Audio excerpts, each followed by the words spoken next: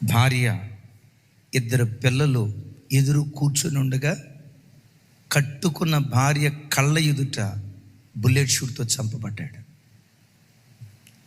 మాటలు కూడా రాని పసిబిడ్డ తల్లి ఒడిలో, 3 సంవత్సరాల పసిపాప తల్లి ప్రక్కన, పిల్లలిద్దరూ భార్య చూస్తుండగా వారి కళ్ళ ముందు చంపబడ్డాడు.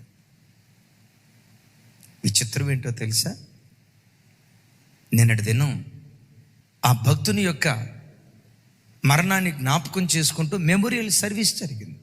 తన భర్త యొక్క ఛానల్లో తాను మాట్లాడుతూ, నా భర్త చనిపోయాడు అనే కంటే కూడా పరలోక రాజ్యానికి వెళ్ళాడు, ప్రభుతో కూడా బ్రతుకుతున్నాడు.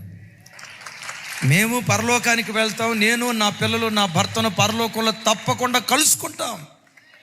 అందరూ అనుకున్నారు చార్లీ చేసిన పరిచర్య ఇంతటితో ఆగిపోద్దని. నా భర్త ఏ ప్రభు పరిచర్య